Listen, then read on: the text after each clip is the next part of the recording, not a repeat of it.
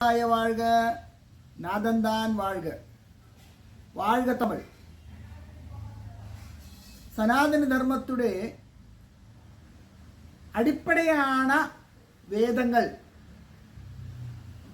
தர்மம், அர்த்தம், காமம், மோட்சம் என்று 4 விதமான புருஷார்த்தங்களை தான் கூறிட்டு இருக்கு. இதில்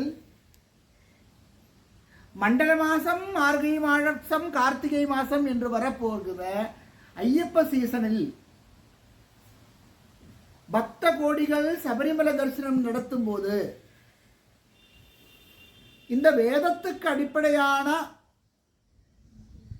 ரிக்வேதம், யஜுர்வேதம், சாமவேதம், அதர்வேதம் என்று 4 வேதங்களுடையும் உள்ள பிரத்யானம் பிரம்மா என்று ரிக்வேதம் சொல்லும்போது அகம் பிரம்மாஸ்மி என்று யஜுர்வேதம் கூறிட்டு இருக்கு. தத்துவமசி என்று சாமவேதம் கூறும்போது அயம் ஆத்மா பிரம்மா என்று அதர்வேதம் கூறிட்டு இருக்கு.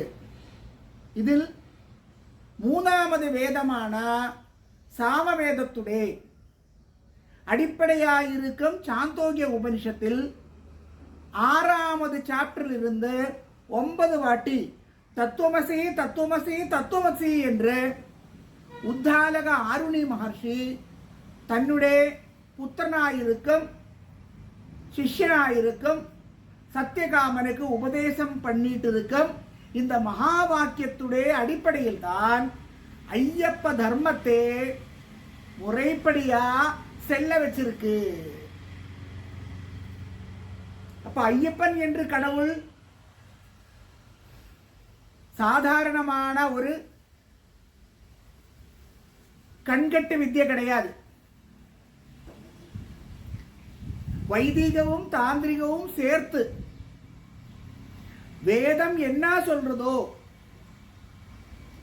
வேதம் என்ன கூறுதோ, வேதத்துடைய அடிப்படையான வாழ்க்கை என்ன என்று முறை பிரம்மச்சரியத்தையும்